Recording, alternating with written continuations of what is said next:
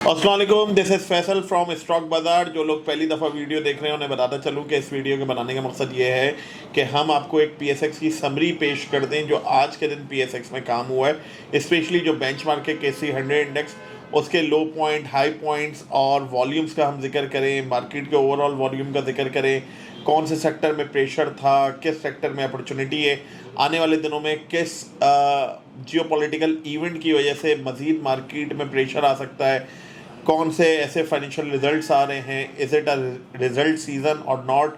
इसके अलावा हम वॉल्यूम्स का हमने जिक्र कर लिया। एंड में हम टेक्निकल बेसिस पे मार्केट की प्रोबेबल डायरेक्शन का जिक्र करते हैं कि मार्केट की क्या प्रोबेबल डायरेक्शन हो सकती है। तो वो एक अहम पार्ट होता है। तो जो it's a complete educational and informational video. जो लोग पहली दफ़ा वीडियो देख रहे हैं उनसे दरख्वास्त करते हैं कि लाइक और सब्सक्राइब कर लें और शेयर करें अपने उन दोस्तों के साथ जो पीएसएक्स में काम करते हैं या काम करने का इरादा रखते हैं। बढ़ते हैं आज की वीडियो की तरफ।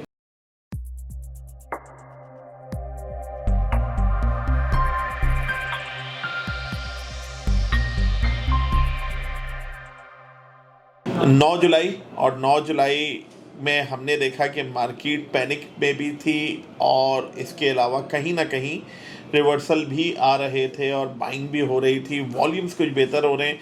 सबसे पहले वॉल्यूम्स का जिक्र कर लेते हैं। 471 मिलियन शेयर्स का काम हुआ केसी 100 इंडेक्स में, वेयर एस केसी ऑल की अगर हम बात करें तो 975 मिलियन शेयर्स का काम हुआ है, तकरीबन 976 मिलियन शेयर्स का काम है।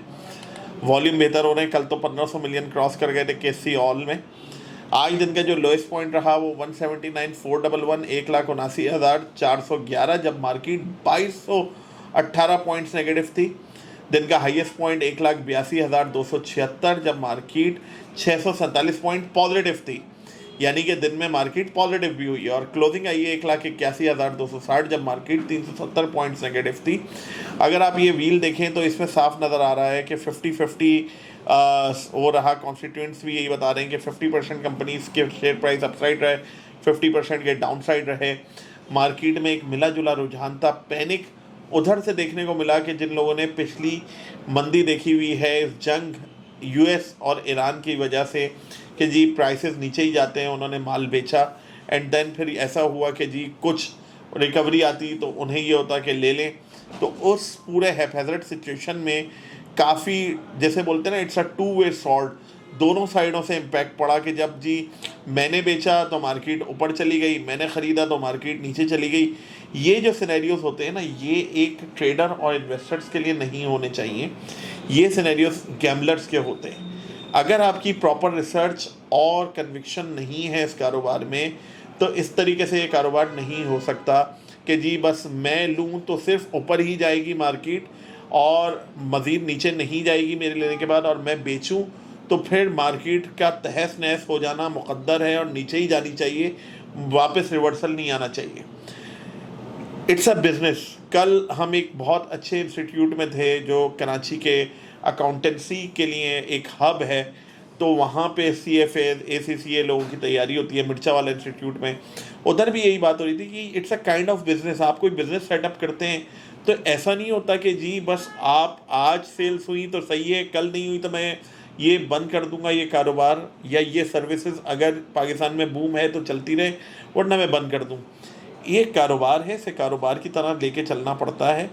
खैर, हम देखते हैं कि यहाँ पे आज GHNI अपर कैप रहा और UBL बैंक में पॉजिटिविटी थी, उसने कंट्रीब्यूट किया। सिनर्जी और ATRL, यानी कि आप देखेंगे रिफाइनरी सेक्टर में एक है अपसाइड, उसकी वजह से कंट्रीब्यूशन हो रही है। और मैपल लीफ, PTC, ILP खामोशी से दबे कदमों के साथ आहिस्ता आहिस्ता ऊपर, क्योंकि बजट में जो हमने देखा कि जी एक्सपोर्ट्स की वजह से इधर सहूलत है इस टेक्सटाइल सेक्टर में।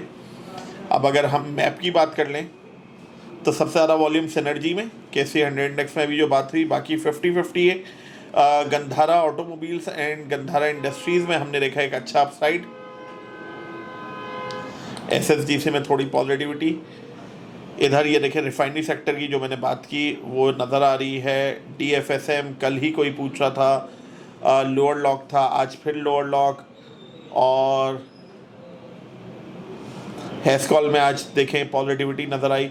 अब मार्केट में जिन लोगों ने कल माल बेच दिया होगा और अपने ये वाले शेयर आज देख रहे होंगे कि ऊपर आए, जिसमें से एक रोशन पैकेजेस है, ये हमारी बाय कॉल भी थी, इसने रिकवरी कल भी दी, आज भी दी, तो अब वो परेशान हो रहे होंगे, नहीं जी आपने ऐसे नहीं बताया, ऐसे नहीं हुआ, ये मैंने क्या कर दिया, ख़ुद को भी कर रहे होंगे जो लोग सेंसिबल लोग हैं कि नहीं यार हमने प्रॉपर जो इंस्ट्रक्शन है वो फॉलो नहीं की।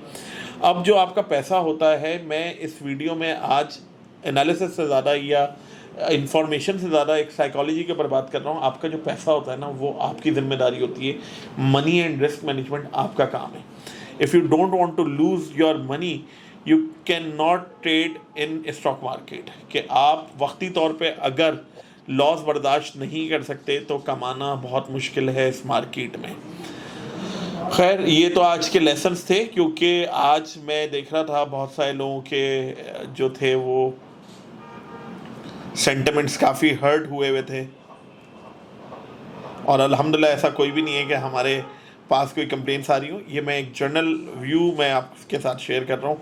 अब अगर हम टेक्निकल लेवल्स पे बात कर लें, जो सबसे अहम यूनिट होता है इस वीडियो का, तो इधर आप देख सकते हैं कि मैंने लास्ट टाइम भी जिक्र किया था कि 183 एंड 183 के बाद 178,500 सिंस इंडेक्स जो है वो 1,80,000 की कैटेगरी में आ चुका है, लेवल में आ चुका है, तो देयर शुड बी आ ±1% आपका एरर चांसेस।